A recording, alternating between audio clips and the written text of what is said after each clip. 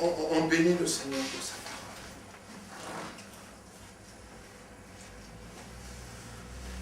Le Seigneur Jésus va dire, écoutez bien, c'est très important de le saisir. Parce que si vous ne le saisissez pas, vous allez courir, vous allez être dans une course à la sainteté, à la sanctification qui va être votre chute. Pourquoi? Parce que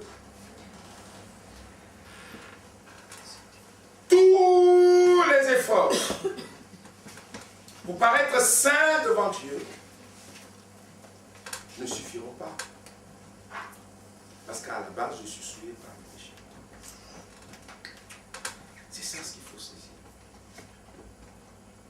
La sanctification, écoutez bien, le Seigneur Jésus va dire dans Jean chapitre 17, verset 19, « Et je me sanctifie moi-même pour eux, afin qu'eux aussi soient sanctifiés par la vérité. » Jésus est ta sanctification. Jésus est ta sanctification. Si tu veux être saint, cherche à mieux connaître Jésus. Cherche à être en Jésus-Christ. Cherche à placer pleinement ta foi en Jésus-Christ. Cherche à être plus proche de Jésus-Christ. Jésus est ta sanctification, mon frère et ma soeur. C'est pas parce que tu vas porter une jupe jusque là. Tout bien caché, que vous allez être saint. J'ai rien contre les jupes longues. Attention, c'est très bien, hein, il n'y a aucun problème. Je préfère ça que les pantalons serrés où on voit toute la forme de la femme, tu vois. Pour les hommes, c'est difficile, ça. Mais, c'est pas le vêtement qui va faire de nous des saints de saintes. C'est parce que j'ai mis ma foi dans celui qui s'est sanctifié pour nous. Il sait qu'on ne peut pas le faire. Il sait qu'on ne pourra jamais devenir saint. Il sait qu'on ne sera jamais accepté au ciel. Parce que nos gènes sont souillés. Donc il s'est sanctifié. Et quand on va vers le Seigneur, quand on se présente à lui, eh bien on se présente en Christ Jésus. Et alors on est accueilli. Ne fais pas un combat, un processus. Cherche à être enveloppé de plus en plus de Jésus-Christ. Puisqu'il est ta sanctification, plus il sera dans ta vie, et bien plus la sanctification va émaner. Plus tu seras avec le Seigneur Jésus, plus tu vas aimer les choses que Jésus aime. Plus Jésus va être ton ami, plus tu seras attiré vers ce que Jésus aime. Quand tu seras devant la télé et tu es en train de regarder un programme, et tu es conscient que tu es avec Jésus-Christ, tu vas te poser la question, est-ce que je peux m'asseoir tranquillement comme ça avec Jésus et puis regarder ce que je suis en train de regarder? Et là, quand ça ne va pas, tu changes toi-même. C'est pas quelqu'un qui va te dire, non, il est interdit de faire ça. Oh non, non, non, il est interdit. Non. On ne vit plus. Il faut que tu grandisses toi-même avec ton Seigneur et que tu ailles de sainteté en sainteté. Amen. Que celui qui est saint se sanctifie encore. Si tu es en Christ, approfondis encore ta vie avec Christ. Alléluia. Continue avec le Seigneur Jésus pour aller de plus en plus dans cette sanctification. Amen. L'apôtre Pierre va dire,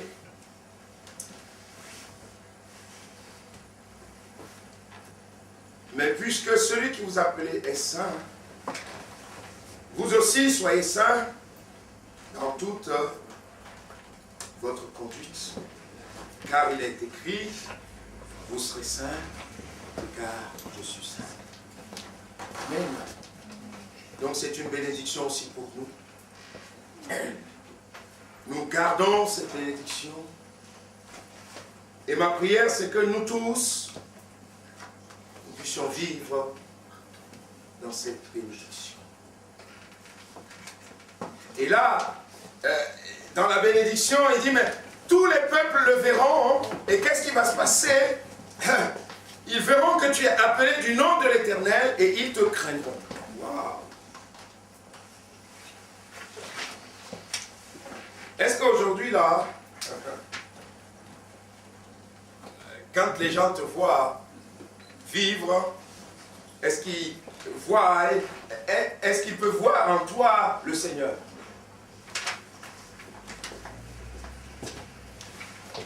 C'est là la bénédiction. Les gens verront que tu es appelé du nom de l'Éternel. Et quand les gens te voient vivre, est-ce que les gens constatent, est-ce qu'ils considèrent que tel frère, telle sœur est vraiment en Christ Jésus?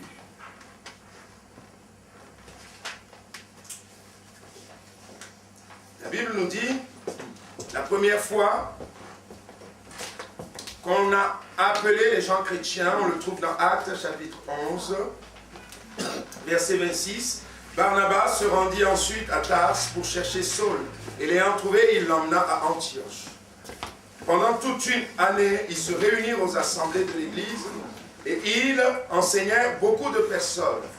Ce fut à Antioche que pour la première fois, les disciples furent appelés chrétiens. Qu'est-ce qui s'est passé? Donc les gens de la région, ils ont vu le comportement, la façon de vivre, la façon d'être de ces gens. Ils disent, mais ce sont des petits Christ. Ils vivent comme le Christ lui-même. Et c'est eux qui ont donné le nom de chrétien. Est-ce que je suis comme eux? Ou est-ce que quand je me présente en disant je suis chrétien ou chrétien, il dit, ah tiens, je ne savais pas. Ah bon, vous êtes chrétien? Ah bon, d'accord. Tu fais bien de me le dire. Sinon, je ne sais pas. Parce que ma vie n'a pas reflété Christ. Amen. Donc on a besoin, bien aimé. On a besoin de cette bénédiction. Amen. Il faut que les hommes et les femmes puissent voir que le nom de Dieu est collé à ma vie. Comment ils vont le savoir? Je ne sais pas, un collègue, quelqu'un a un souci. Il a tout essayé, ça ne marche pas. Et puis il fait part de ce souci-là. Ben écoute, si tu veux, on peut prier ensemble. Moi, je connais un Dieu, je connais quelqu'un, c'est le Seigneur Jésus. La Bible nous dit que tout pouvoir lui a été donné dans le ciel et sur la terre. On va prier. Il y a personne d'accord. Et vous priez. Et Dieu manifeste sa gloire. C'est ça qui fait de nous des hommes et des femmes de Dieu. C'est pas dire, oh bon, moi je vais à l'église, voilà, je suis chrétien, puis il n'y a aucun fruit là, on ne voit rien dans ta vie. Les gens, que tu ailles à l'église ou pas, je veux dire, tu ne leur apportes rien et ça n'aura pas de pouvoir. Et pour que les gens puissent saisir réellement que tu es enfant de Dieu. Donc il faut ça. Amen. Et on a ce texte extraordinaire de toutes les sortes de bénédictions. Il dit, l'Éternel va t'ouvrir son bon trésor. Il va t'envoyer la pluie de l'arrière-saison. Il fera de toi la tête et non la queue. Vous voyez? Et toutes ces bénédictions-là, bien aimés, on le trouve dans la personne de notre Seigneur Jésus-Christ. On le trouve dans le Seigneur Jésus. Et ma prière, c'est que chacun de nous puissions épouser cette mentalité de vainqueur. Cette mentalité de vainqueur. Je suis vainqueur en Christ. Et cela, j'ai besoin, comme je le disais, de la foi. J'ai besoin de la foi, sinon, si je n'ai pas la foi, le diable va me faire voir quelque chose de concret, de réel. Et si je suis celui qui marche par la vue, eh bien c'est ce que j'ai vu avec mes yeux qui va triompher sur moi. Mais si je marche par la foi et que je ne marche pas selon la vue, ma vue a vu la situation, mais ma foi ne s'attache pas à ce que j'ai vu, ma foi s'attache à la parole de Dieu. C'est comme ça que je peux être victorieux. C'est important. L'apôtre Paul va dire par exemple, dans 2 Corinthiens 4, verset 16, « C'est pourquoi nous ne perdons pas courage. » Waouh! S'il dit ça, nous ne perdons pas courage, c'est qu'il devait être dans une situation qui mériterait de perdre courage. Une situation dure et difficile. Et il va ajouter, « Et lors même que notre homme extérieur se détruit, notre homme intérieur se renouvelle de jour en jour. Car nos légères afflictions du moment présent produisent en nous, au-delà de toute mesure, un poids de gloire éternelle. » Mais apôtre Paul, tu as parlé de victoire, tu as parlé de succès, tu as parlé de tout ça, et tout d'un coup, tu nous dis, mais des légères afflictions. C'est ça qui fait tomber certaines personnes.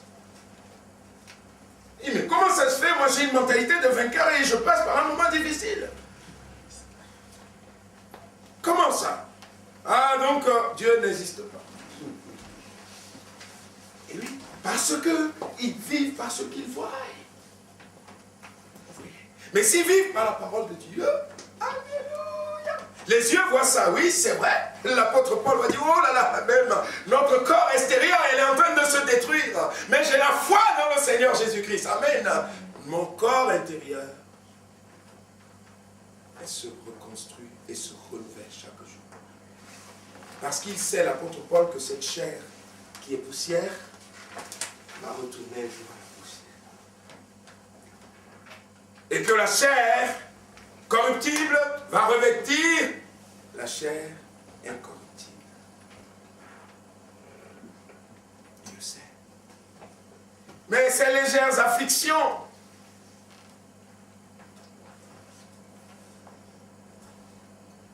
qu'est-ce à comparer de la gloire qui m'attend? Alors quelqu'un a peut-être ce matin une mentalité de vainqueur. Mais il passe ou elle passe par un moment difficile. Ce n'est pas contraire. Mais ta foi dans la parole de Dieu.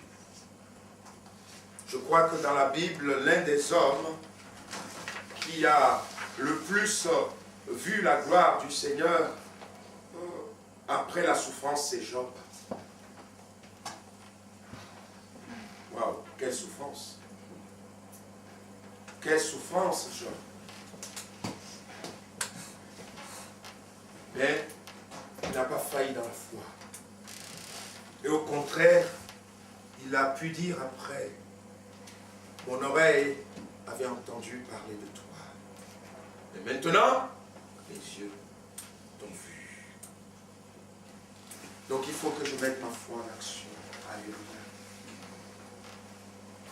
Le diable veut m'attirer. Je vois mon enfant prendre un chemin qui n'est pas un bon chemin, ce n'est pas un chemin de Dieu. Le diable va m'attirer en bas. Eh bien tu vois, hein, il va être perdu, hein, tu vois, hein, il aura des soucis, tu vois. Oh, okay. Ça c'est ce que je vois. Mais il faut que je mette ma foi dans la parole de Dieu.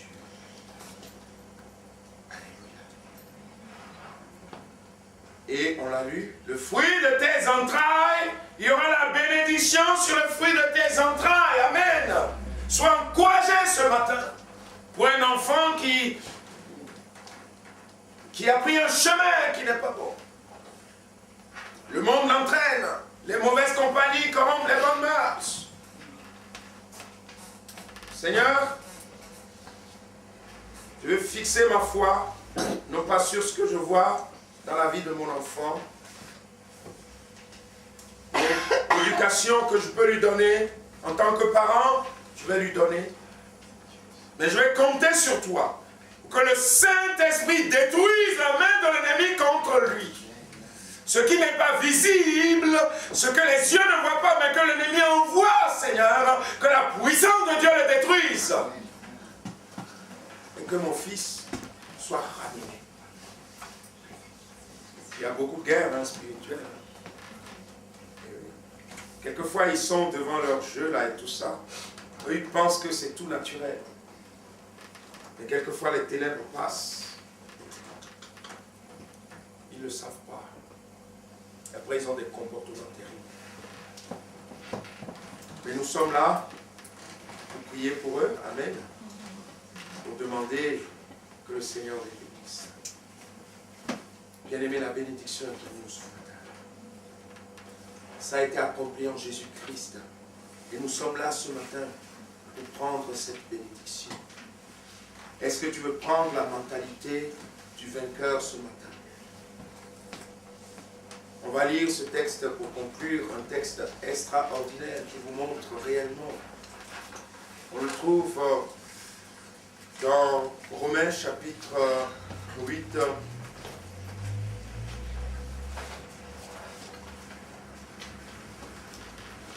Romains chapitre 8, une mentalité de vainqueur. Tu es vainqueur, mon frère, ce matin. Tu es vainqueur, ma soeur, ce matin. Et la bénédiction de Dieu est pour toi. Alléluia. C'est lui qui t'aime. C'est lui qui t'aime. C'est lui qui t'aime. Et tu as la bénédiction du ciel pour toi ce matin. Alléluia. Est-ce que tu veux le saisir? Est-ce que tu veux prendre cette mentalité? Quand l'ennemi va venir pour essayer de t'agresser, mais tu t'opposes par la foi en Christ. Amen. Encore faut-il pouvoir dire comme l'apôtre Paul, je sais en qui j'ai cru. Je sais en qui j'ai cru. Romains chapitre 8, verset 31. Que dirons-nous à l'égard de toutes ces choses? Si Dieu est pour nous, qui sera contre nous? Répète-le avec moi, s'il te plaît. Que dirons-nous à l'égard de ces choses? Si Dieu est pour nous, qui sera contre nous?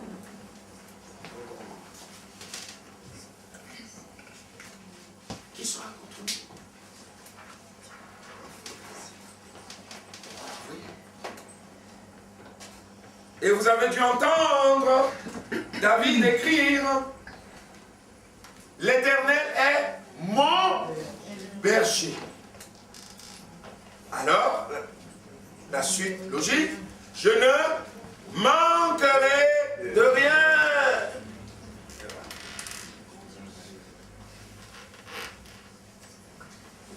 Parce qu'il est pour moi, vous voyez? C'est pourquoi je vous invite à connaître Dieu vous-même, hein, personnellement. Dieu est pour moi. Amen. L'enfant connaît sa mère. L'enfant connaît son père. Dieu est pour moi. Il y a des enfants de Dieu qui ne connaissent pas le Seigneur. Ils savent qu'il y a un Dieu quelque part. Quelquefois, ils entendent des prières. Quand on va dans les églises, oui, quelquefois, il peut se passer des choses. Mais ils vivent leur vie 365 jours dans l'année sans cette relation avec le Seigneur. Comment voulez-vous? Non, ça ne peut pas marcher. Si Dieu est pour nous, est-ce qu'il est pour nous? C'est pour nous. C'est pour nous. C'est-à-dire que Quand je vais là, il est là. Quand je vais ici, il est là. Il est pour moi, vous voyez. Il est en moi, il vit en moi, vous voyez. C'est cette foi que nous avons besoin. Ce n'est pas une foi tellement loin. C'est pourquoi le Seigneur Jésus dit, je me tiens à la porte. À quelle porte? Mais à la porte de ton cœur. Et je frappe. Mon fils, je veux te sauver. Ma fille, je veux te guérir. Je veux te libérer. Est-ce que tu veux que je vienne dans ta vie? Je ne briserai pas la porte de ton cœur. C'est de toi-même. Si tu es d'accord, c'est volontairement.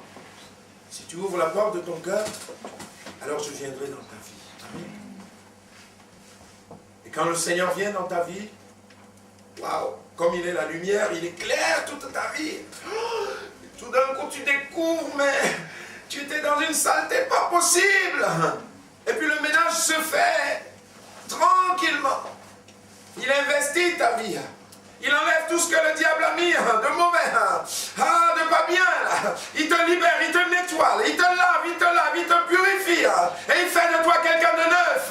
Et maintenant il va dire, voilà, celui qui est en Christ est une nouvelle création. Les choses anciennes sont passées.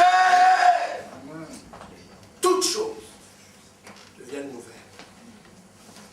Le jour où je viens. C'est ce qui se passe. Est-ce que Dieu est pour toi ce matin?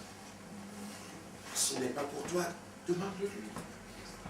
On aura un temps de prière tout à l'heure où, dans ton cœur, toi-même, tu veux dire, Seigneur,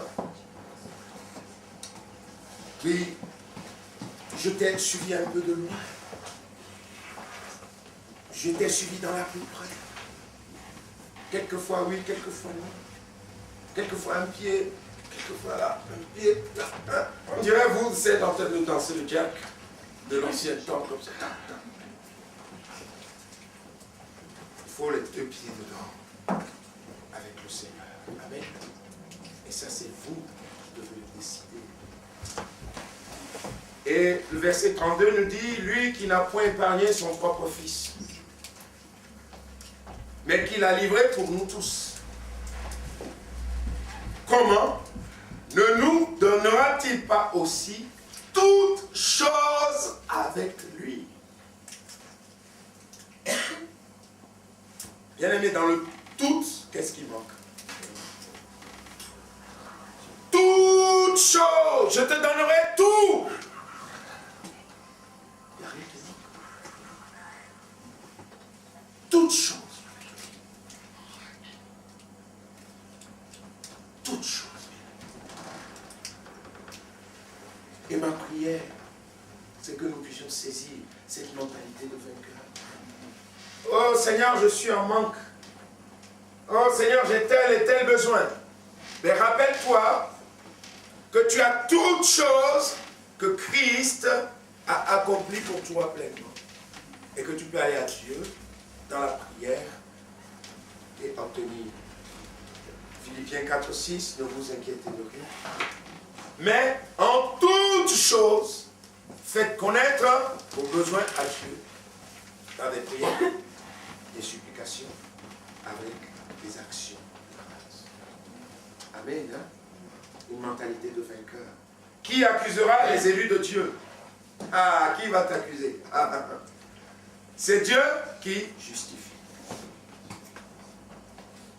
Oh, tu es pécheur. Oh, tu es mauvais. Oh, tu as fait ci, tu as fait ça. Oui, c'est vrai. Mais j'ai été justifié en Christ. Alléluia. Amen. J'ai été justifié dans le Seigneur Jésus. Qui condamnera? Christ est mort. Bien plus, il est ressuscité. Il est à la droite de Dieu et il intercède pour nous. C'est Dieu qui plaide en Christ à notre faveur. Jésus-Christ plaide ta cause auprès du grand roi. Amen. Jésus-Christ est là comme le grand souverain sacrificateur qui a présenté l'offrande pour le pardon des péchés. Et l'offrande qu'il a présentée, c'est son propre corps. Amen. C'est sa vie qu'il a donnée pour toi et pour moi, pour que nous soyons sauvés. Qui nous séparera de l'amour de Christ? Serait-ce la tribulation, ou l'angoisse, ou la persécution, ou la faim, ou la nudité, ou le péril, ou l'épée? Ils ont connu tout ça. L'ennemi est venu les attaquer. Il y a des frères qui sont morts tombés par l'épée comme des martyrs. Selon qu'il est écrit, c'est à cause de toi qu'on nous met à mort tout le jour, qu'on nous regarde comme des brebis destinées à la boucherie. Verset 37. Mais dans toutes ces choses, nous sommes plus que vainqueurs. Alléluia. Une mentalité de vainqueur. Amen. Qui ne dépend pas de la circonstance que je vis. Elle est favorable ou défavorable, ok, mais je m'appuie sur la parole de Dieu. Et je déclare la parole de Dieu. Et c'est mon Dieu qui va agir. Amen. C'est là ce que je nous souhaite à chacun. Parce que nous sommes tous sur la terre encore. Et le diable, il attaque sur la terre. Il va vous attaquer d'une certaine façon, il va m'attaquer d'une autre façon, il va attaquer l'autre d'une autre façon. Hein? Vous savez qu'en ce moment, ça chauffe un petit peu entre la Russie et les pays de l'Occident. Imaginez-vous, par exemple, si c'était un pays, je ne sais pas, de l'Afrique. Oh, ils ont vite envoyé 2 avions et c'est réglé. Avec l'Union soviétique, c'est du nucléaire à nucléaire. Ah, on ne peut pas attaquer comme ça. Et oui, c'est ça. Donc, l'ennemi va adapter son arme face à la cible qu'il a. S'il veut attaquer un pasteur, il va utiliser l'arme qu'il faut pour essayer de l'attaquer. Mais la Bible dit, pour nous tous, nous sommes plus que vainqueurs par celui qui nous fortifie. Amen. Bien-aimé, prends cette mentalité de vainqueur. Quand tu vas chez toi, relis encore Deutéronome 28, versets 1 à 14. Et rappelle-toi de tout ce que nous avons dit. Tout ça s'est accompli en un seul, en Jésus-Christ. Et la victoire, on se lève pour la prière.